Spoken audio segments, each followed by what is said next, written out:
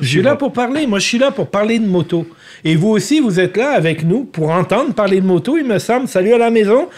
J'espère que vous allez bien. J'espère que vous avez autant de plaisir à nous retrouver que nous à vous retrouver. Aujourd'hui, notre invité, Pascal Fournier, tout de suite après l'intro, il va se présenter.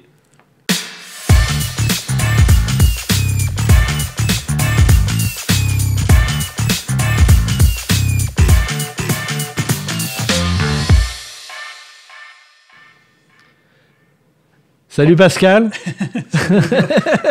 Ça va bien? Yes, yes. Ouais. Fait que Pascal, en compagnie de mon ami Marc-Antoine, pour une des rares fois devant la caméra. Salut. Pascal, je vais te laisser te présenter, mais vitement, t'es un gars qui a une chaîne YouTube qui marche plutôt bien ici au Québec. Un YouTuber. Un YouTuber, un vrai de vrai. J'ai même ton collant sur mon coffre à outils, imagine-toi. Sérieux? Hein? Malade, hein? Donc, présente-toi. Tiens, présente-toi. Dis-nous, depuis combien de temps tu fais de la moto? Je fais de la moto officiellement, propriétaire de moto depuis 1990. Je suis un YouTuber, mais je suis surtout un passionné d'art visuel, mettons, la photographie, la vidéo.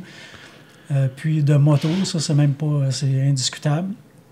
Donc, j'ai jumelé ces deux passions-là dans ma vie. Ah, c'est cool, ça. Ben, c'est un peu ce qu'on a fait, nous autres aussi. Pas mal, ouais. Hein, ça ressemble à ça, hein? Disons que c'est pas pour exagérer dans la flatterie, mais t'es un peu une des raisons pour qu'on s'est lancé là-dedans. Parce que nous autres, on voulait avoir aussi notre voix sur YouTube puis dans la moto. Et puis, on voyait tes vidéos. On a dit, on va faire mieux que lui, tiens. puis on s'est retrouvé à essayer... On se retrouve à essayer de faire aussi bien que toi, finalement. Ouais, c'est ça. Parce que, finalement, c'est pas mal plus difficile que ce qu'on s'attendait. C'est de l'ouvrage, mais c'est vraiment professionnel ce que vous faites. C'est vraiment... Vous avez... augmenter en qualité rapidement, puis selon moi, vous êtes une référence au Québec. Bon, c'est bien gentil. T'es bien gentil, on se fait flatter, mais c'est ça, on est là ici pour parler de toi et pour que tu nous dises, entre autres, quelle moto tu as eu dans ta vie de motard. Boy, j'ai pas assez de mémoire pour tout t'énumérer ça. Ça me prendrait une feuille et un papier, puis je suis certain que je finirais par en oublier. Mais ça a commencé avec une Suzuki 750 GT 1975. OK. Puis j'ai eu une Goldwing que j'ai dépouillée de carénage, que j'ai installé un sidecar. J'ai roulé 5 ans, j'ai trippé avec ça. J'ai eu tous les styles. J'ai eu une sportive, une ancienne moto de course d'un pilote de course que j'ai acheté. Je ne l'ai pas eu longtemps, mais j'ai eu beaucoup de motos, souvent 2, souvent 3. La moyenne de ma vie, j'ai presque toujours eu 2 motos parce que je n'achetais, puis là, je les mettais à vendre, puis la première qui partait, je gardais l'autre, je n'achetais un autre parce que je suis pas capable de me contenter. Je te comprends. Et c'est ça. Moi, Marc, il s'en achète pas 2, il prend la mienne. OK. Et puis ça me fait comme tout un dépaysement. Incroyable, hein? Et puis, tu roules avec quoi en ce moment? Là, je roule une Suzuki 250 T20 1966. On ne juge pas, c'est Suzuki quand même. On ne juge pas, mais il faut que je dise quelque chose. Cette Suzuki-là, vous pouvez la voir sur la chaîne de Pascal parce qu'il en a fait une restauration. C'est bien celle-là qu'on parle. Ouais. Puis c'est une série, moi, que j'ai adorée. Puis quand la COVID a commencé, tu as arrêté pendant un bout de temps, évidemment, comme tout le monde. 1 an, puis c'était vraiment frustrant d'avoir le début parce que là, c'était vraiment passionnant puis tout ça. Ça a arrêté, puis là, on se demandait si ça continuerait. Mais finalement, ça a fait une vidéo que j'ai beaucoup aimée parce qu'elle raconte vraiment une histoire. Puis il y a vraiment beaucoup d'émotions, surtout avec la finale. Moi, ça m'a vraiment... J'ai trouvé ça émouvant quand même, là. Moi aussi. Oui, sans doute. C'est sûr, oui. Même, j'ai trouvé ça émouvant, le premier épisode, là, qu'on est obligé d'arrêter à cause du début de la COVID. Oui. On était partis bon train, là, moi et mon ami Charles, mécanicien, qui m'avait offert « Regarde-moi, là, je vais t'aider à le restaurer. Ouais. » Il m'a donné du temps, là, les samedis, qu'il recevait les clients à travers ça. C'était pas facile. Puis là, on se fait barrer ça par cette maladie-là. Ouais. Puis on a été 1 an presque jour pour jour avant de recommencer. Fait que ce que j'ai vécu pendant plusieurs années avec cette moto-là dans des boîtes, là, j'avais encore changé les boîtes de place. Puis il était encore dans des boîtes dans un entrepôt chez Charles avec plein de motos. Puis là, les boîtes étaient encore déplacées. Fait que fallait recommencer encore à fouiller dans les boîtes, à recommencer à restaurer cette moto-là. Mais ça prouve en quelque part que la moto, c'est une histoire de passion.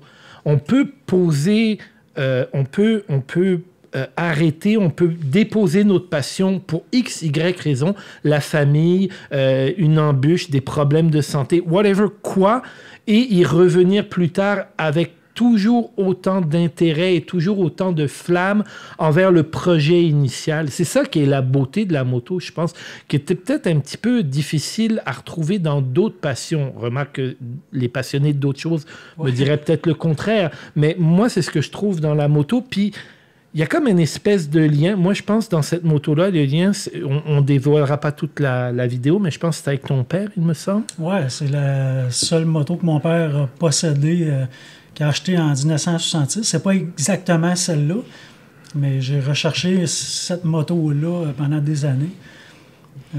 Pour moi, c'est important, c'est une valeur familiale. Pour mon père, ça ne le dérange pas en tout, il s'en fout. Il ne comprend pas pourquoi je trippe comme ça, mais étant passionné de moto, pour moi, c'est une valeur inestimable. Ben c'est ça. Et on vous invite à aller donc découvrir la série de vidéos sur ta chaîne, Pascal Fournier, n'est-ce pas? Et, tous les liens vers les différents... la chaîne, la vidéo, tout ça, vont être dans la description de cette vidéo-ci. Exactement.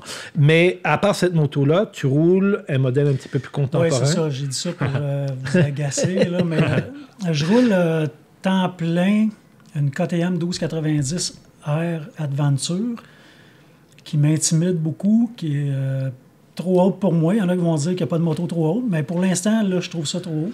J'ai essayé de la baisser, puis là, je vais plutôt essayer de m'adapter. Oui. Je vais me faire étirer les jambes. Toi aussi, tu as une chambre de tortue. OK. Non, tu es en train de nous dire que tu vas sortir les talons hauts du garde-robe. On s'en va pas là, les gars, là, parce que moi, je dérape assez vite, hein, pas juste en moto, mais dans ma vie. Donc, je la trouve haute, mais là, je veux apprendre là, à runner cette moto-là. J'ai eu des Harley, j'ai eu des customs longtemps dans ma vie. Que quand je suis assis dessus, mes genoux sont pliés. Là, c'est tout un autre monde pour moi. Là. Définitivement. Et le hors-route, parce que tu fais du double usage avec, bien entendu, c'est une découverte de plus. C'est ce que je m'en allais dire, toi. Mais le contact avec la moto-aventure, ça a commencé quand même avec un V-Strom 650, si je me rappelle bien. Il y a quelques années, je m'étais acheté une DRZ 400. OK. Je l'ai acheté avec le but de l'avoir juste un mois. OK. Tu sais, de têter, disons ça comme ça, les commerçants pour qu'ils nous prêtent des motos pour faire des road tests. C'est pas facile. Ils n'ont pas confiance. Ils veulent pas que tu salisses ils se font achaler beaucoup en plus. Donc, je me suis acheté une moto pas chère en me disant je vais la revendre. Fait que pour moi, c'était juste de l'argent qui dormait. Fait que vu que je suis le propriétaire, je peux faire ce que je veux avec. J'ai dit je vais faire 2 vidéos avec, puis après ça, je vais la revendre. C'est ce que j'ai fait. J'ai pogné la piqûre, vraiment. Sauf que la DRZ 400, sur l'autoroute ou le grand chemin, c'est vraiment... c'est moins qu'idéal. Ouais. C'est pénible. Puis moi, souvent, j'ai à rouler sur l'autoroute là, d'un point A au point B. Donc, quelques années après, j'ai racheté une V-Strom 650. Là, j'ai vraiment trippé. Là, ça me permettait de faire les deux. Ça aurait été suffisant, j'aurais pu arrêter là. Mais non, j'en veux une plus grosse. Ben là, c'est ça. Ouais, c'est un peu... On regarde toujours celle qu'on n'a pas. C'est comme les femmes, c'est comme ça que ça marche. Mais c'est pas juste parce que j'en voulais une plus grosse, c'est que... je parle de moto, là. Précise, c'est bien important. C'est beau l'humilité. Mais c'est que j'aime faire des gros voyages, des grosses aventures, des gros road trips. Mes gros road trips avec ma conjointe, puis tout le système de caméra, drone, puis tout ça, ça me paraît une remorque. Je pourrais le faire peut-être sans, mais moi, c'est important pour moi. Puis là, traîner, mettons, un deuxième passager, les valises chargées, plus une remorque, ça prend un moteur. Ouais. Ça prend un moteur pour avoir un peu de plaisir. Là. Effectivement. Puis ça, c'est bien que tu ailles comme ça par là. Ça va nous amener avec le lien de notre deuxième lien, si tu veux, c'est YouTube. Donc, tu l'as dit, tu traînes des caméras, on a parlé, tu as une chaîne YouTube. Donc, si on remonte au début de ta chaîne, pourquoi tu as décidé un jour, comme nous, on l'a fait, de partager tes expériences sur YouTube? Ben moi, j'étais un consommateur de YouTube. Ça a commencé parce que j'ai voulu mais j'ai voulu faire un bobeux avec une moto. Puis, pour avoir des idées, des façons de concevoir une moto, fabriquer, modifier, ben c'est le fun quand tu as des idées, quand tu as déjà des exemples. Donc, je consommais du YouTube, puis là, ça fait peut-être 13 ans, 14 ans, il n'y en avait pas tant que ça. Il y en avait, mais je trouvais que ça manquait. Fait que je me suis dit, quand je vais la construire, ben, je vais tout filmer ce que je vais faire, puis je vais en faire une vidéo pour montrer au monde, pour aider ceux qui veulent faire comme moi. Fait que j'ai comme ça en dedans de moi de tout le temps vouloir essayer d'aider quelqu'un à faire quelque chose que j'ai appris à faire. Fait que pour moi, c'était comme ça. Puis je trippe un peu aussi sur l'art visuel. J'ai été photographe anciennement. Donc, pour moi, c'était juste normal de filmer ce que je faisais pour le mettre en ligne, là. Puis c'était pas en tout prévu que j'aurais une chaîne YouTube populaire ou avec autant de vidéos. C'est juste que je voulais montrer ce que j'ai fait pour aider quelqu'un qui voudrait faire pareil. T'es rendu à combien de vidéos, là? 300? 350? Ben, ils sont pas toutes pas toutes publiques pour tout le monde, mais ouais. J'en ai plus que 280, mais je sais pas, j'en ai peut-être 270 là, qui sont publics, là. OK. Puis, quand on parcourt ta chaîne YouTube, on voit bien que, tu sais, oui, il y a la moto, il y a les autos, t'as toutes sortes de champs d'intérêt. Donc, à part la moto, l'auto, j'ai vu que, bon, tu parles de voyage. Oui, à moto. À moto. Juste un peu. Oui. Un peu de voyage dans le sud, tout inclus, mais c'est parce que je fais un voyage dans le sud, tout inclus. C'est sûr qu'il faut que je le filme, là, mais c'est sûr que ma chaîne YouTube est concentrée sur la moto. OK. Mais là, tu commences à avoir des problèmes de tuyauterie aussi, j'ai cru voir. Ben, c'est encore la même chose. J'aime aider les gens. J'aime pouvoir dépanner quelqu'un. Il y en a plusieurs de mes abonnés qui savent que je suis plombier. J'en ai parlé à quelques reprises. Puis là, ben, j'ai souvent des gens qui m'écrivent « Hey, j'ai un problème. » Puis je les aidais. Mais à un moment donné, je manque de temps. Là, je travaille à temps plein en plomberie. Je suis plombier. Puis la chaîne YouTube, c'est du temps plein aussi. Là. Oui. Fait que c'est un autre chiffre temps plein par semaine. Moi, chaque matin, je me lève, je fais des vidéos. Puis le soir, puis ma blonde, elle va travailler le soir, je fais des vidéos.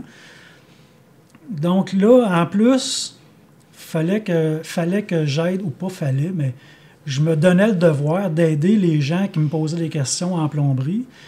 Là, je leur faisais des croquis, envoyer des photos, on va FaceTimer. C'était encore beaucoup de temps. Puis là, à un moment donné, je me suis dit, regarde, là, je ne charge personne pour ma chaîne YouTube. C'est YouTube qui me paye, ou quelques commanditaires, des partenaires comme Fly and Ride. Mais là, la plomberie, c'est mon métier. Fait que je vais faire quelques vidéos à l'occasion de plomberie, mais je vais offrir mes services. Fait que là, les gens, s'ils veulent vraiment que je les aide, je vais arrêter de faire des croquis gratuits. Ouais. Ça va être avec un taux horaire. Puis... Oui. Ben, à un moment donné, on ne peut pas tout donner non plus. On donne beaucoup de notre temps dans une chaîne YouTube. Marc, tu es bien placé pour le savoir, n'est-ce pas? Ouais. Donc, et tu le parlais, tu sais, toi, tu as quelques commentaires, tu as le droit de les plugger, hein, ça ne me dérange pas, je veux dire. C'est tes commentaires à toi. Puis c'est bien de voir qu'on peut être appuyé aussi par la communauté, puis par l'extérieur, tu sais, parce qu'on va se l'avouer, vendre de la moto au Québec, c'est pas évident. Hein, les commanditaires, ils ne nous courent pas après, là, on n'est pas en Europe. Il faut frapper aux portes souvent. C'est quand même une niche, puis il y a beaucoup de monde qui essaie de l'occuper. Oui, c'est ça. Ouais. Mais il y en a beaucoup plus depuis 3-4 ans, parce que vraiment... moi, quand j'ai googlé il y a 6-7 ans, du YouTube Québec qui parle de moto, là, il y en avait 3, là, toi, puis 1 ou 2, là, et puis qui ont disparu avec le temps. C'est pas compliqué. Ouais. Fait que ça prend beaucoup de résilience pour continuer. T'es pas juste, je te dirais, oui, on va y aller après avec un petit peu d'autres choses que tu as fait, mais le futur de ta chaîne, tu vois ça comment? Tu vois ça comment? Comment tu vas continuer à faire vivre ta passion pour les deux? T'as-tu des... Je sais pas. Moi, je suis le cours, je suis la rivière. Honnêtement, je suis un passionné de moto, puis tout ce qui touche la moto. Fait que je veux pas m'arrêter à une chose, je veux pas me mettre d'œillère. Je veux apprendre la moto, mais te dire exactement où est-ce que ça s'en va, je sais pas. À chaque année, normalement, je fais un gros road trip avec Fly and Ride. Puis là, cette année, j'ai décidé que j'en faisais pas un. Je reste plus proche. Là, je vais sur mes roues. Ça va être complètement différent de l'habitude. Fait que là, je sais pas ce qui va passer. Un projet remorque aussi, que je vais sûrement faire une petite série web avec ça, parce qu'il y a des motocyclistes qui aiment rouler avec des remorques. Ils en ressentent le besoin. Mais je veux pas que ça soit tannant, redondant, mais je veux essayer... je veux que les gens se reconnaissent dans moi, qu'on est monsieur, je suis monsieur tout le monde. Oui. Puis, il y a des gens qui sont tannés. Il y a un de mes amis qui me disait, moi, après 20 quelques années, là, je voulais accrocher mes cuirs, là, parce que je suis tanné de tourner autour de chez nous. Bien, justement, moi, quand j'ai découvert la moto-aventure, bien, ça a fait que j'ai repris goût encore plus à la moto. Oui. Fait qu'il y a plein de sphères dans le monde de la moto qui peut faire donner vie à cette passion-là, à n'importe qui. Puis ça ne veut pas dire que c'est la même chose. Il y en a que ça peut être pour le Spider, il y en a d'autres que ça peut être pour le motocross, le trial. La moto, c'est large. Oui. Je veux présenter toutes ces façons de faire de la moto là aux gens.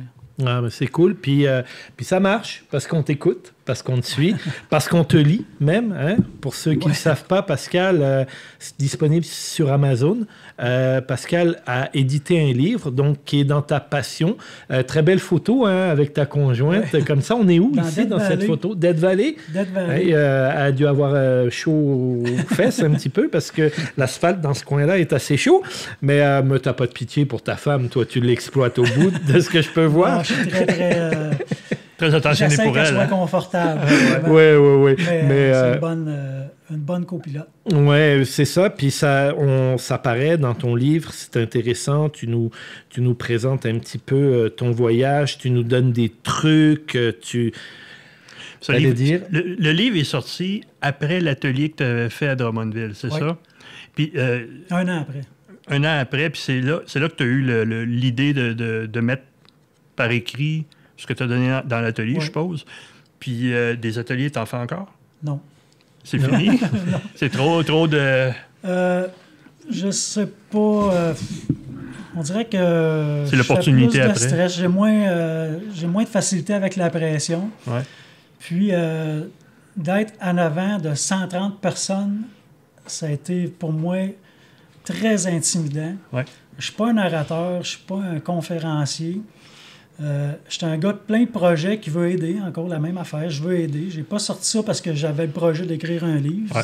Je l'ai écrit parce qu'il y avait un manque. J'ai fait plein de recherches, je voulais donner les informations aux gens. Je les trouvais pas, mes recherches.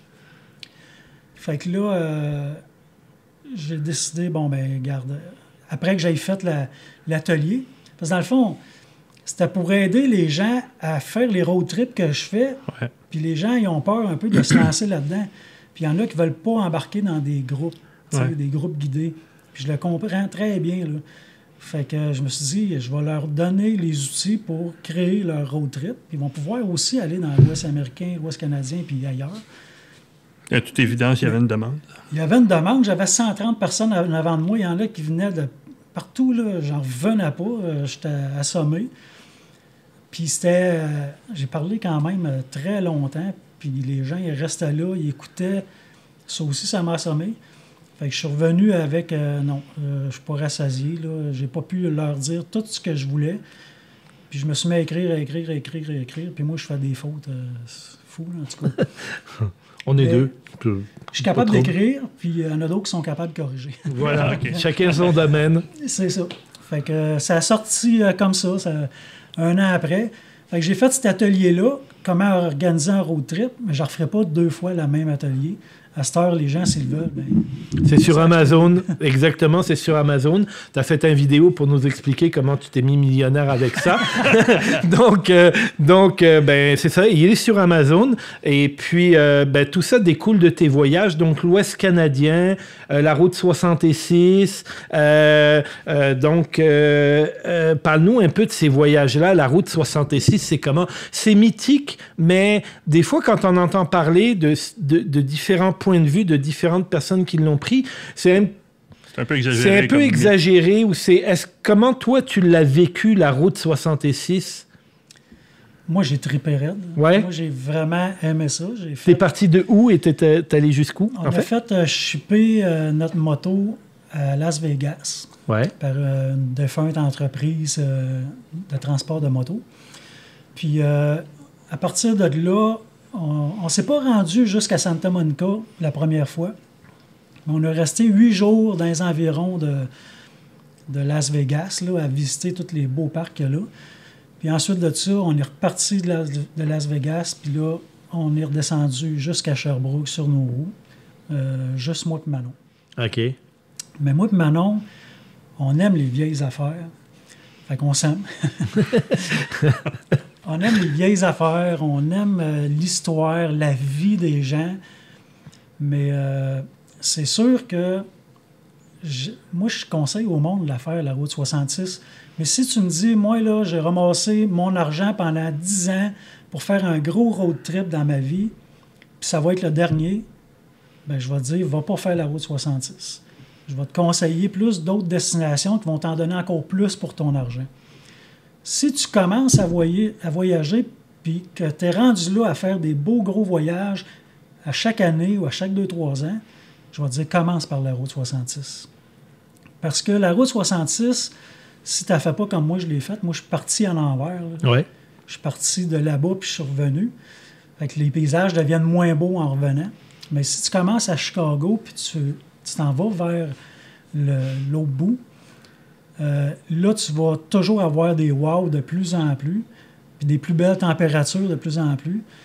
Puis ça va vraiment t'initier au gros voyage, les gros road trips. Puis là, désolé, mais tu devrais pas arrêter. Oui, c'est ça. Tu vas te rendre jusqu'au bout, en Californie, là où le soleil est toujours brillant, où il pleut jamais. Puis où la vie est différente, puis tu auras eu tout ce beau parcours-là, où tu vas... Parce que c'est vraiment une route mythique, c'est vraiment une route où tu vas découvrir à la fois la vie, comment qu'elle était aux États-Unis depuis les années 60, avec des vieilles shops, des vieilles... qui sont encore là, qui sont... Ou encore ouvert pour les touristes ou carrément fermé. Mais c'est vraiment un espèce de voyage dans le temps, la 66. Ouais. C'est une histoire, c'est un livre que tu lis. Si tu veux le wow, l'image, la route 66 que tout le monde te donne, c'est juste ça que tu veux vivre, bien, va-t'en là-bas, va faire l'Utah, puis tout, fais-toi un petit bout de route 66, tu vas triper, puis tu vas en avoir eu pour ton argent. Mm-hmm. Mais si tu aimes l'histoire, si tu veux avoir l'impression de lire une histoire ou la vie des gens, bien, pars de Chicago puis vis-la. Tu vas vivre des mauvaises températures, tu vas vivre des mauvaises routes. Je te suggère vraiment de prendre une application qui va te dire où tourner, parce que si tu y vas tout seul avec des cartes comme moi et Manon l'a fait, tu vas détester la route 66. Parce qu'elle est coupée en quelques endroits, elle est difficile à retrouver. Oui, c'est frustrant. Tu vas rouler sur l'autoroute, puis tu vois la route 66 à côté de toi et tu te dis, non, je vais faire la route 66 au complet. Fait que là, tu remues ciel et terre pour retourner sur la route 66, tu embarques dessus, tu fais 30 km, puis là, le chemin est barré, il faut que tu reviennes. Ouais. C'est pas pour rien que tu n'y avais pas été. Il y a d'autres places, tu pourrais embarquer, mais tu n'as pas vu que c'était la route 66 parce qu'il y a des gens qui volent les pancartes. Fait qu'il faut vraiment que tu prennes une application. Si j'avais eu ça, ça aurait été pas mal plus simple. On l'a refait une deuxième fois. Puis c'est pas moi qui étais leader, mais le leader avait l'application. C'est merveilleux, là. On perdait pas de temps. Ça nous faisait tourner direct aux bonnes places. Ça nous emmenait dans les bons commerces. Les bons points d'intérêt. Puis... C'est ça. Puis la première partie de la route 66, c'est pas fake. C'est pas fake. Quand tu vois un commerce placardé, il est placardé, là. Il est fermé comme si il est arrivé une guerre. C'est ça. Tout le monde était parti, là. c'est ça que moi, j'aime vivre vraiment. Là. J'arrêtais, il n'y a pas plein de touristes, t'es tout seul. C'est sûr, si tu vas à Cadillac Ranch, il y a plein de touristes. Mais direct à côté, tu vas avoir un garage qui est fermé, il n'y a pas personne. C'est la vie, là. T'sais. C'est ça, la route 66 a disparu, s'est étiolée, en fait, et tout ce qu'elle amenait au moment où ils ont construit les interstates qui ont fait que tranquillement elle a périclité, comme une autre route en France, et une grosse nationale en France a fait la même chose. Ils sont devenus désuètes avec la venue des autoroutes. Oui, c'est ça, mais ce qui est très drôle, c'est qu'en France, et peut-être ils le feront un jour avec la route 66, tu as des clubs de vieux automobilistes qui remontent des vieilles Citroën, puis tout. Ils ont, je pense que c'est la nationale 227, là, ils l'ont comme rebâti, puis il y a des marchés publics, comme dans les années 60, où on échange du linge des années 60. Un parc d'attractions. Mais c'est tout au long de cette nationale-là.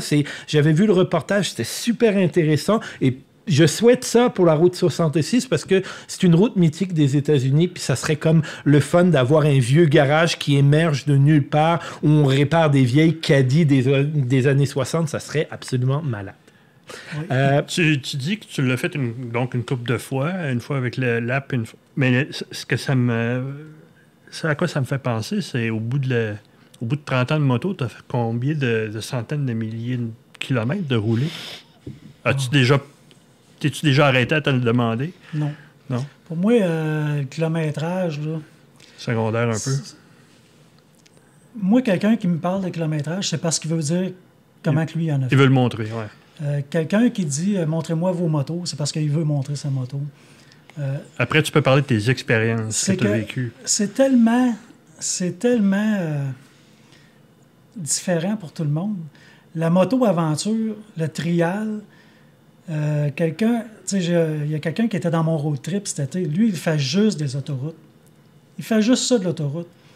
Fait que si lui, mettons, dans un été, il fait 30 000 km, ben, il a été assis sur sa moto peut-être le même temps que l'autre qui en a fait 15. Tu comprends? Ouais. C'est tellement relatif que le kilométrage, ça n'a aucune importance. Oui, ça ne signifie pas tant, finalement. Pour moi, ça ne veut rien dire. Là. Pour moi, j'embarque pas là-dedans, moi, quand j'ai des questions, mettons, sur Facebook, combien de kilométrage vous avez fait cet été, ou j'embarque pas là-dedans. Oui, c'est de l'escalade après. Parce que ça ne veut rien dire. Ça ne veut absolument rien dire. Oui, il y a des road trips que je veux faire. Je veux faire le Iron Butt. Ça, c'est dans un de mes projets de faire un Iron Butt. Ben, j'ai déjà fait des journées de 1300 km. Là, l'Iron Butt, c'est 1600 km en 24 heures. C'est un défi personnel. Mais il y a quelqu'un qui peut avoir fait 300 km en 24 heures, puis il va en avoir rushé bien plus que moi parce qu'il est en moto enduro. Oui. Ouais. Ou juste par sa condition, juste par son expérience. Des fois, faire 300 km, c'est faire 1300 km. La moto s'ouvre quand même aujourd'hui. Il y a quand même ça aussi. La moto est un petit peu plus accessible qu'une moto des années 60 qu'on devait arrêter à toutes les 300 km parce qu'il y avait quelque chose de brisé. Aujourd'hui, il y a cette fiabilité qui amène que la moto est un petit peu accessible pour tout le monde. Donc ça a un impact sur, comme tu dis, le kilométrage, mais il y a des gens qui vont faire 300 km puis sont brûlés comme une journée et demie. T'sais. On peut pas comparer, on peut pas juger les gens sur leurs expériences ou ce qu'ils sont ou pas capables de faire. Toi, tu as fait, entre autres, un autre gros voyage quand même, c'est l'Ouest canadien. L'Ouest canadien, c'est... Je viens d'Europe, j'ai vu beaucoup de pays, j'adore l'Ouest canadien, j'adore les Rocheuses, j'adore la Colombie-Britannique, j'adore l'Alberta. Toi, l'Ouest canadien, ça te laisse quoi comme souvenir? T'es-tu parti de Montréal et t'es allé là-bas? Non. Comment t'as fait ça? Ben, c'est encore avec Flag and Ride. On a fait transporter nos motos avec des groupes. Je l'ai fait en 2018, puis on l'a fait en 2021. OK. On a vraiment un beau pays. Vraiment. Là, mais là, en 2021, ça a été une ride avec beaucoup d'émotions. Oui. J'ai vu ta série de vidéos, là, puis ça a été vraiment une montagne russe, entre guillemets. Oui. Ben, premièrement, on est parti avec une grosse partie du groupe de gens que je ne connaissais pas. pour moi, je suis pas un guide, là, tu sais. Je vis pas de ça. Moi, je charge rien aux gens qui embarquent avec moi, là, tu sais. Ils nous font un don s'ils veulent. Donc, c'est des gens qui ont dit « Ah, tu t'en vas là, on va te suivre? » Oui, à chaque année, moi et Manon, on fait des voyages. Il y a plein de monde qui nous disent qu'ils veulent venir avec nous autres. OK. Fait que, tu sais, je me mettais des barrières. Je prenais tout le temps les gens de mon club de moto à Sherbrooke. J'essayais de me limiter à ça. Je voulais pas enlever des clients non plus aux autres guides. Puis moi, je m'auto-proclamais pas guide. Donc, je voulais pas aller chercher des clients, tu sais. Puis moi, c'est le commanditaire qui me payait pour faire mon road trip, pour que je fasse des vidéos de mon road trip. Puis ça apporte de la clientèle. Puis j'aime ça de même. Mais là, c'est ça. Chaque année, il y a des gens qui voulaient embarquer avec nous autres. Puis ça me coûtait de tout le temps dire non. Puis il y a des gens qui voulaient vraiment venir avec nous autres. Fait que là, j'ai dit, cette année, on le fait. On prend des gens qu'on connaît pas. On connaît des réseaux sociaux. Fait que c'était une autre dynamique. L'autre affaire, c'est que là, on était dans la période des feux de forêt, là, intense, là, vraiment intense. Ça vous a compliqué la vie, là? Oui, assez compliqué la vie. J'avais un super leader, mon chum Danny, que lui est très technologique, il vérifie tout. Moi, avec les caméras, puis recharger, puis downloader les cartes, j'avais pas mal d'ouvrage. Fait que d'avoir un gars comme ça, pour moi, ça me simplifiait la tâche pas mal. Là, on regardait, moi puis lui, chacun de notre tour, bon, peux-tu passer? On va-tu se rendre aujourd'hui à notre hôtel? Parce que quand tu pars avec 17 motos, t'as pas le choix de réserver là, d'avance. Ouais. Fait que là, il faut se rendre là. Puis si on ne se rend pas là, on est dans les 2 semaines de la construction au Québec. C'est pas mal achalandé quand ces places-là. Tous les Québécois sont rendus là. Puis en Gaspésie. Fait que si on ne peut pas coucher là parce que la route est barrée, on va coucher où? C'est plein. Fait que ça, c'était un facteur de stress assez intense que les voyageurs ne vivent pas trop, eux autres, parce qu'ils se laissent mener par moi puis Danny. Moi, j'étais à la queue, puis Danny était en avant. Puis... Donc, nous autres, ce soir, on se creusait la tête, puis on vivait un petit peu de stress, là. Oui, hein? Ben, c'est ça, c'est que c'est pas nécessairement une activité si facile que ça de guider et de leader un groupe. Puis, ça a l'air de rien, mais il y a une petite pression que l'on s'installe quand on est quand on s'expose, exemple, sur YouTube, sur tout ça. Tu veux pas décevoir, tu trouves que tu as un rôle. Tu sais, nous, c'est pas tant dans les voyages, ces choses-là, mais tu vois, moi, je mets beaucoup de temps à répondre au monde. Trop long, je suis comme à la caméra, je parle trop. Ben, dans mes réponses, je suis trop long, mais pour moi, c'est important, mais ça vient avec une certaine pression. Des fois, je loupe un commentaire, puis là, je me dis, tu sais, il faut que j'y réponde. Il faut que j'y réponde. Il faut que je me rende disponible parce que le monde, ils me suivent. Ils sont là, épisode après épisode, qu'on soit pertinent ou impertinent. T'sais. Donc, il y a comme cette pression-là. Puis je comprends ça qu'à un moment donné, dans ton voyage, quand ça allait pas bien, tu devais avoir une petite goutte de sueur parce que tu veux que ça aille bien. Tu veux que les gars, ils aient une vision, la même vision positive qu'ils ont de toi que lorsqu'ils regardent les vidéos, que tu sois le même Pascal Fournier en quelque part. Mais là, c'est assez compliqué. C'était pas juste les feux. Oui, mais honnêtement, c'est même pas personnel pour moi. Ce que tu dis, c'est vrai. Je pense, quand je fais mes vidéos, je pense qu'est-ce que le monde va regarder. C'est important que j'entache pas mon commanditaire qui m'aide à voyager. C'est même pas pour moi. Moi, mettons que je lâche un beau petit juron ou que je fasse une gaffe, là, je me souviens, j'ai fait une vidéo, je pense, à Revelstoke, dans la montagne. Je me filme en montant, puis je dépasse une voiture, j'ai pas le droit de dépasser un char là. Je clenche, puis je veux faire écouter les mufflers de Dr. Jekyll et Mr. Hyde, puis moi, là, je suis pas parfait, là. Je fais plein de niaiseries. Je le conseille pas, faites ce que je dis, pas ce que je fais, tu sais. Mais c'est pas ça qui m'importe, c'est vraiment... je veux pas trop entacher la réputation des commanditaires qui embarquent avec moi. Mais en même temps, j'ai besoin que les gens aient confiance en moi. Fait que dans notre voyage, c'est sûr qu'on a un ami qui a eu un accident de moto.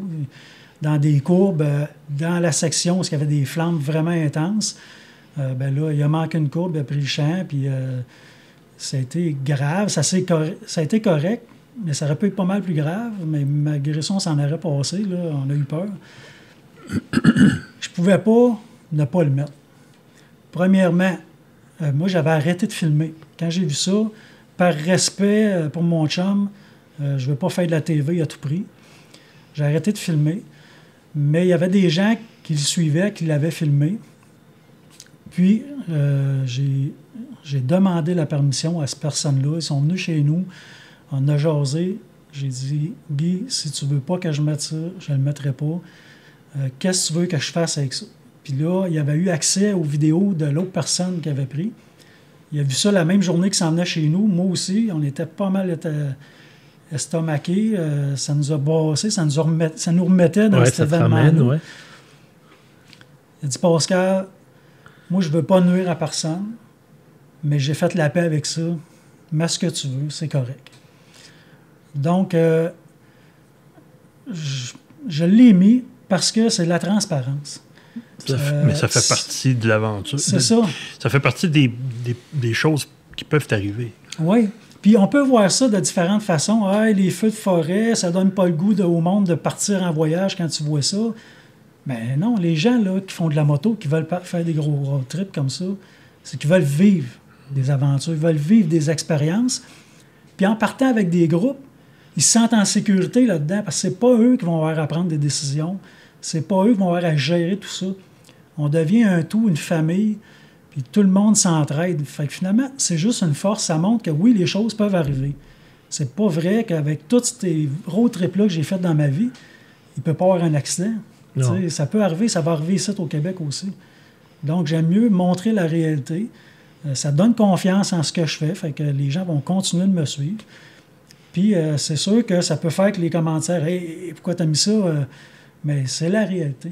Ben, tu sais, ça demeure que ça fait peut-être très 1960 de parler de l'esprit motocycliste, mais je pense que c'est quand on est un petit peu en petit groupe qu'on se rend compte que c'est encore une valeur qui nous anime, malgré qu'en 2022, on a beau dire qu'on est communautaire et on a beau dire que la planète, on est tous égaux et tout. On a juste à regarder à ce qui se passe en Ukraine en ce moment. Je ne suis pas sûr qu'on est tous égaux sur Terre. Et puis, je ne veux pas faire de politique, mais tu sais, l'esprit motocycliste, ça nous ramène en quelque part à ça, à s'entraider, parce qu'il y a un risque. J'aime pas parler de danger à moto, je préfère parler de risque. Il y a un risque inhérent à faire de la moto et ça fait partie de notre esprit de vouloir s'entraider pour être capable d'avancer plus loin, de vivre nos découvertes, de vivre notre passion. Je pense qu'on n'exagère pas. Les gens qui ne comprennent pas notre passion pour la moto, ben, je dis souvent, embarquez avec moi, puis vous allez peut-être comprendre pourquoi. Ça a été le cas de ma femme, moi. Ma femme a été hors de question de monter en moto, puis depuis qu'elle fait de la moto avec moi, elle dit, pourquoi tu fais tout ce motard? Je fais plus de moto avec toi. Tu vois, c'est un peu ça le genre, tu vois. Mais bon, écoute, moi, ce que je te dirais, ça fait un bon 10 minutes, un bon 10 minutes bien rempli. On l'a bien tassé. Moi, ce que je te dirais, c'est que la première chose, c'est que on t'a invité, puis tu nous as fait le plaisir d'accepter notre invitation. Puis ça, pour nous, tu parlais de nous tout à l'heure, mais nous, on te suit depuis longtemps. Puis quand on t'a invité, on se l'est demandé, est-ce qu'il va répondre? Puis tu as répondu. Ah oui, non, sincèrement, nous, on se considère, nous, comme des petits joueurs. Puis on était fiers que tu nous aies répondu. On devait avoir Pascal Lafrance en même temps. Stéphane Lafrance de Moto Balado, que j'écoute assez régulièrement dans mon auto. Malheureusement, il n'a pas pu être là. Ce sera partie remise parce que vous êtes tous les deux de Sherbrooke. Mais nous, on était très heureux de t'avoir ici sur le plateau. Sincèrement. Deuxième des choses, on va inviter les gens qui ne seraient pas abonnés à ta chaîne à aller s'abonner. Oui. Pascal Fournier, c'est pas compliqué ça. Vous tapez ça dans la barre de recherche, vous allez le trouver. Vous ne voulez pas vous donner le trouble de taper ça dans la barre de recherche. Vous regardez dans la description de la chaîne, vous allez avoir le lien direct pour aller sur ta chaîne. Et puis j'espère qu'on aura la chance de rouler. Toute la gang ensemble, là, les deux acolytes en arrière, toi, moi, avec ton invité qui est là aussi, avec la personne avec qui tu es venu. Excuse-moi, j'ai pas de mémoire pour les prénoms. Et puis, je vais inviter le monde à liker, à partager, à s'abonner à la nôtre ou à celle de Pascal Fournier et encore mieux aux deux, de venir nous rejoindre sur des balados. Tu fais pas de balados encore, toi, Pascal? J'ai fait quelques podcasts. OK. Un sur le contre-braquage. En tout cas, mais ça reste sur ma chaîne YouTube. OK. C'est juste que je mets pas d'image qui défile. Donc, c'est quelque chose que tu peux écouter dans ton auto OK. en roulant. Puis tu vois juste une image qui bouge pas. Ah, ben c'est cool. Ben, c'est un petit podcast. C'est fun. Ben ouais. J'adore ça. Depuis que j'ai découvert ça à cause de lui, là, je suis rendu un débile des podcasts. Mais on vous invite à nous rejoindre, à nous suivre. On vous remercie d'être là. On vous remercie d'avoir pris un gros 40 minutes de votre vie pour nous suivre. C'est pas grave, je m'en fous. Marc, il est à côté de moi. Il peut pas dire que c'est trop long. Je te remercie encore, Pascal. Je vous remercie à la maison. Salut. Bye-bye. Bye. Et voilà, c'est fait. Nice. Ça va? Merci. Ouais. Ah non, c'est cool. C'est cool. Ouais, t'as aimé ça? Ouais. C'est cool. C'est intimidant de parler de soi des fois. Hein? Ouais. Il faut que j'embarque en discussion